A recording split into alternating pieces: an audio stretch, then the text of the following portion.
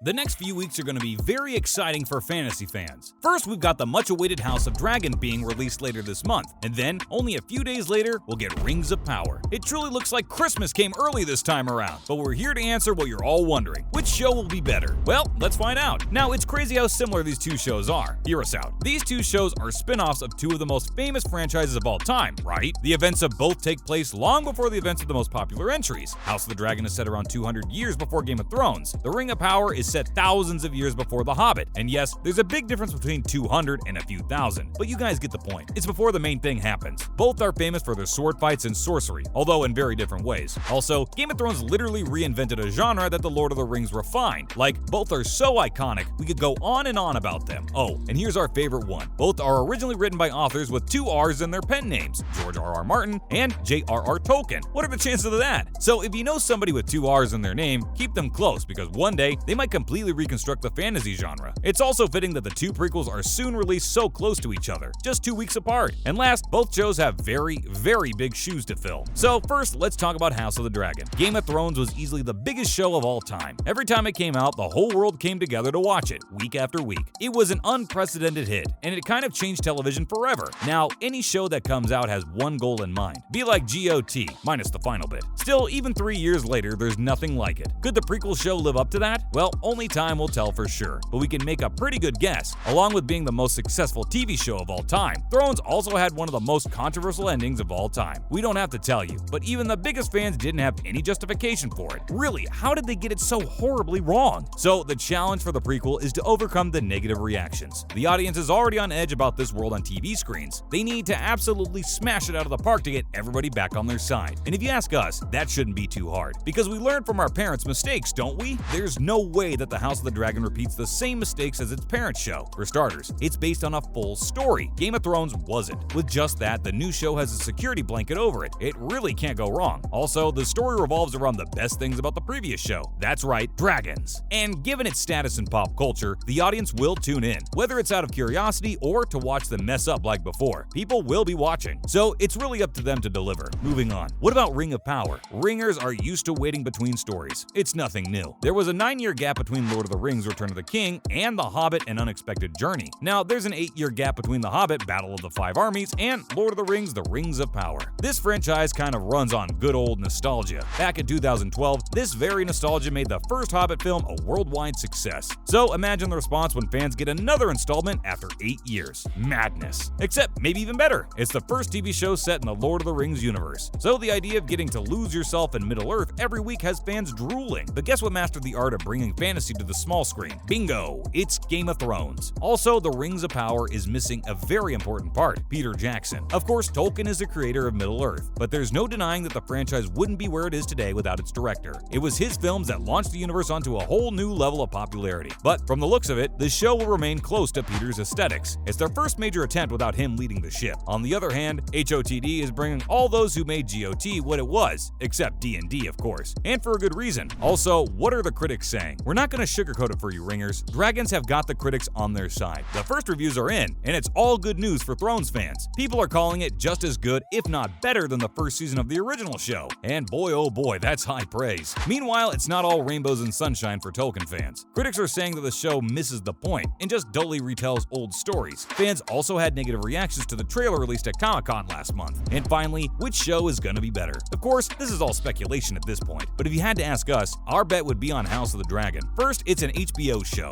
while The Rings of Power is on Amazon Prime. Now, we don't have to tell you what excellent shows HBO has made, but wait, we will. The Leftovers, The Sopranos, The Wire, just to name a few. The best thing on Amazon is The Boys, and that's enough said. Also, from everything we've heard so far, it really seems like George R.R. Martin and his team did everything right and delivered a masterpiece. All the while, the LOTR team might have missed this time around. But in all fairness, we'll just have to wait, watch, and find out for ourselves. Either way, we know we're in for a fun ride. Now, let's move on to some other related news. First up, Paddy Considine on King Viserys. After George R.R. Martin saw his first few episodes of the upcoming show, he was full of praises for Paddy Considine. George said that the show made the character of Viserys so much more nuanced than his own books, and you know that's saying something. So of course fans have high expectations from him, and Considine just said that he based the character on his mother. Huh? He said that she was the most powerful woman he knew for a very long time, up until she started to neglect herself, much like Viserys, who fell ill and started to lose his grip. The actor revealed that his mother had diabetes at the end of her life. She had gone blind and even had both of her legs amputated. He said that she hid on her illness, so she didn't have to face the reality of it. Considine said he adored his mom, and it was tragic to see her illness become her comfort zone. But he put that, along with her kindness and love, into Viserys. Yeah, we don't know about you guys, but we're sobbing. Moving on, Matt Smith on his character. After the cast of the show was announced, we were most excited about Matt Smith. He's a phenomenal actor, and nobody has looked more like a Targaryen than him, and it looks like he's done a great job. So our trust was well placed. In a recent interview, he spoke about his character, and honestly, it's only making the wait harder. He revealed that his character was kind of an outsider. He said that he wasn't black or white, he had shades of gray in him, which is what interested the actor most about him. He also said that his relationship with his brother was super interesting. So should we expect Jaime and Tyrion 2.0? Count us in. And hey, maybe this time they won't mess it up. And finally, Amazon Prime ghosted Peter Jackson. Weren't we just saying that the show would have benefited from Peter's vision? Turns out he was all in, and it was Amazon that ghosted him. The Oscar-winning director revealed that the studio asked him to be involved in the upcoming series and promised to send him scripts, but then never contacted him again. Why is Amazon Prime acting like a playboy? He said that he was asked if he wanted to be involved, and he said he could only answer that after seeing a script. So they assured him that they would send him one when they got them. But then, boom, nothing ever showed up. That's the last he heard of it. And the show went on. That's a wrap for this video. Which show do you think will be better? Let us know in the comments below. Make sure to give this video a thumbs up and subscribe to our channel for more videos like this.